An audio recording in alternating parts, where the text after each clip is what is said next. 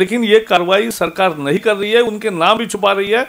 और इसलिए हम मांग करते हैं इस आलोक में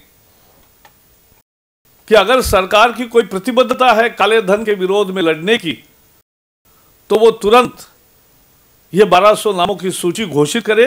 यह हम मांग करते हैं। काले धन के विरोध में बोलने का कांग्रेस को कोई अधिकार नहीं है। लगातार वो इसके विरोध में कि भारतीय जनता पार्टी चढ़ा बढ़ाकर अंदाज देती है। अब सीबीआई डायरेक्टर ने कहा 500 billion.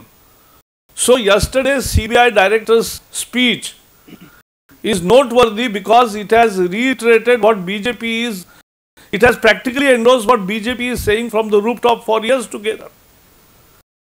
The quantum of black money stashed away in foreign banks by Indians is $500 billion, 25 lakh crores. Also, he has said that India is the largest depositor in Swiss banks accounts.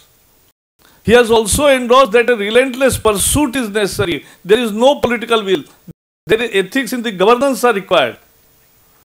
And that is why we welcome that part of the speech.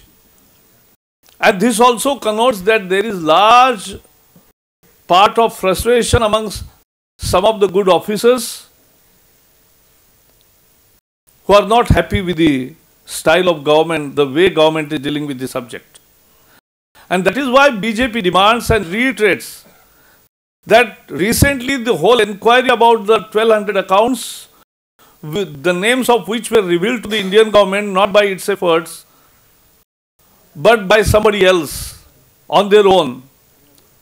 But that inquiry is now complete, so government must immediately publish all 1200 names of such account holders public. Because this is not just a case of tax evasion. This is loot of the country. And that is why it's a serious matter which must be immediately looked into. We are going to raise all these issues, right from unsolved terror attacks to these black money and the HSBC accounts in the coming session of Parliament also. That's from my side. If you have any questions, welcome.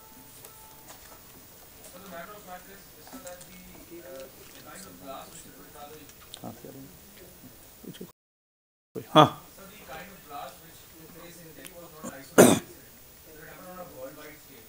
So even in Azerbaijan and in countries like Georgia, it was being able to foil, but it was a clear intelligence failure on part of the Indian Home Ministry. Though the Home Ministry is saying that they will try to find out, but as you said, that even in prior 9/11, they have not been able to find that. So what do you feel that should be done? NIA has been formed and has not been able to do anything. See, there are every day we are hearing of new agency, new mechanism. Now everything is in place. Now there will be better coordination. Just last week, Home Ministry said now what happened on 13/7 investigation between the Mumbai police and the Delhi police, that won't happen again. For that better coordination, we have a new agency now, and that is now in place. And immediately yesterday it happened again. So this is the worst kind of situation. So let us not treat yesterday's incidents as something to do with Iran and Israel. It is very much to do with India. And that is why we are worried.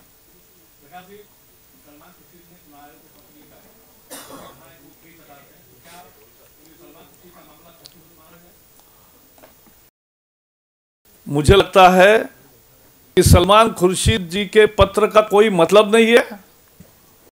उनको देश से माफी मांगनी चाहिए, उनको चुनाव आयोग से सार्वजनिक रूप से माफी मांगनी चाहिए, क्योंकि जिस तरह से घिनौनी राजनीति उन्होंने की है और जिसके लिए कभी देश के इतिहास में नहीं, चुनाव के इतिहास में हुआ, वैसा कदम उठाना पड़ा चुनाव आयोग को, और जिसकी स्वायत्तता की बुरी बुरी प्रशंसा हमेशा सब लोग करते, और ऐसे संवैधानिक संस्था का जिस तरह से अपमान उन्होंने किया है, वह एक पत्र भर से समाप्त नहीं होता। उनको सार्वजनिक रूप से माफी मांगनी चाहिए, और हमने कहा है कि उनको इस्तीफा भी देना चाहिए, और वो इस्तीफा नहीं देते तो प्रधानमंत्री को उनको बर्खास्त करना चाहिए। और ये इतनी कांग्रेस घिनौनी राजनीति करेगी वोट के लिए, यह हमने कभी सोचा नहीं था, लेकिन देश ने देखा है। और जिनके इशारों पर उन्होंने ये बयान दिया, उस कांग्रेस पार्टी, क्योंकि कांग्रेस पार्टी ने एक तरह से उनका समर्थन किया है, तो उनको भी माफी मांगनी चाहिए। उन्होंने भी तो उद्धतता की है, उन्होंने भी अपमान किया है चुनाव आयोग का। तो हम मांग करते हैं कि उनको माफी मांगनी चाहिए, जिन्होंने उनका समर्थन किया, और इनको इस्तीफा देकर सार्वजनिक रूप से माफी मांगनी चाहिए।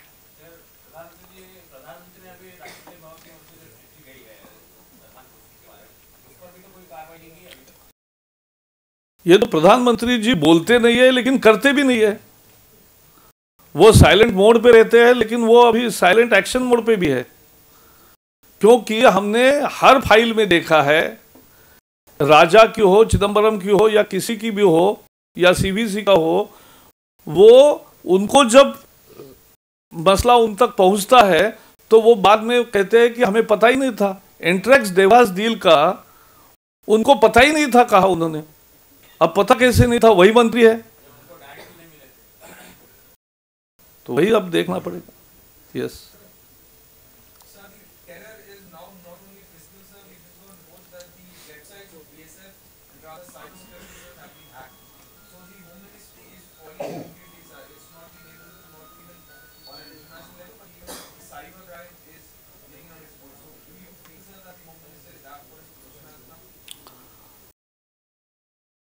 ऐसा है, today I am not going to, क्योंकि हमने चिदंबरम पर इतना बोला है और अभी भी बोलना बाकी है, लेकिन कल ही हमला हुआ है, जो गंभीर मसला सामने आया है, उस पर आज हम यहीं तक की टिप्पणी को हम आज सीमित करेंगे।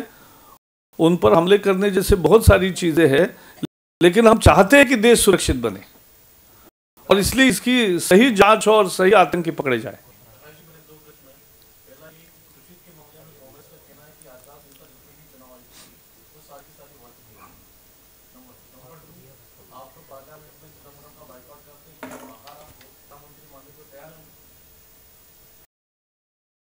दूसरा प्रश्न क्या? नहीं,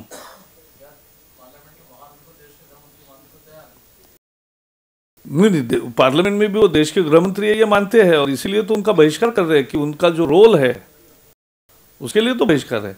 वो गृह मंत्री नहीं होते और उनका भ्रष्टाचार में कोई लिप्तता नहीं होती तो क्यों हम बहिष्कार करते? मुद्दा ये है, पहला क्या पूछा उन्होंने? हाँ, वॉलंटियर, हाँ, वो क्या हुआ, कल कांग्रेस के प्रवक्ता मनीष तिवारी जी का मैं सुन रहा था, उन्होंने कहा जेट लैग के कारण उनको भी एक सवाल समझ में नहीं आया, तो मैं भी उनके साथ था, तो जेट लैग दोनों को होता है। मुद्दा ये है कि कांग्रेस इस तरह का समर्थन करेगी तो फिर चुनाव आयोग को स्वायत्त दर्जा क्यों दिया, फिर संवैधानिक दर्जा क्यों दिया? आप जब लोकपाल को संवैधानिक दर्जा की बात करते हो और तब उदाहरण देते हो कि हमने चुनाव आयोग को संवैधानिक दर्जा दिया तो कैसे काम करती है, तो अब संवैधानिक दर्जे की ऐसी तैसी क्यों कर रहे हो?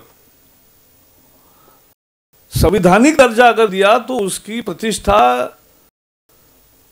वो सबकी चिंता का विषय होना चाहिए। ये तकनीकी बताना कि ये कानून नहीं है, अरे कानून मंत्री अगर कानून की धज्जियां उड़ाएगा तो इससे और बदतर क्या हो सकता है? यही तो मुद्दा है। यस,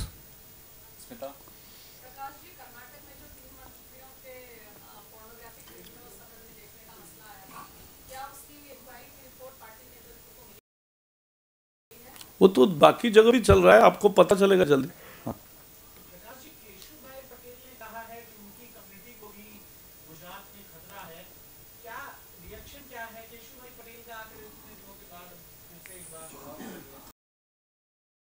हम भी पढ़ेंगे, आप दिखाइए हमें। हाँ।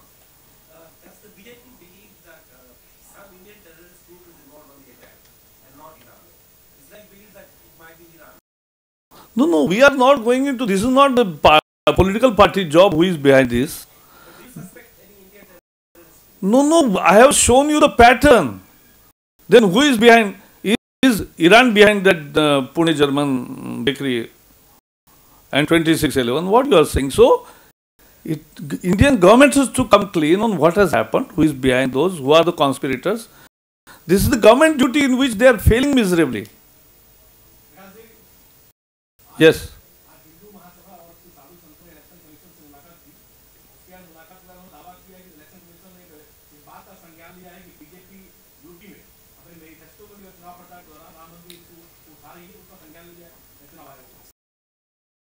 मैं अच्छा है, देश ने सबने संज्ञान लेना चाहिए और राम मंदिर वही बनना चाहिए. हाँ.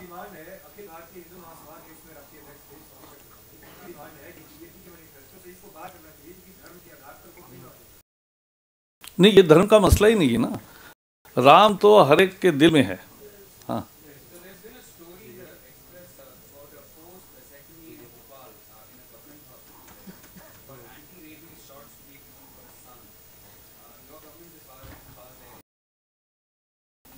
Our government is sensitive, so it will always inquire everything and will give you report also.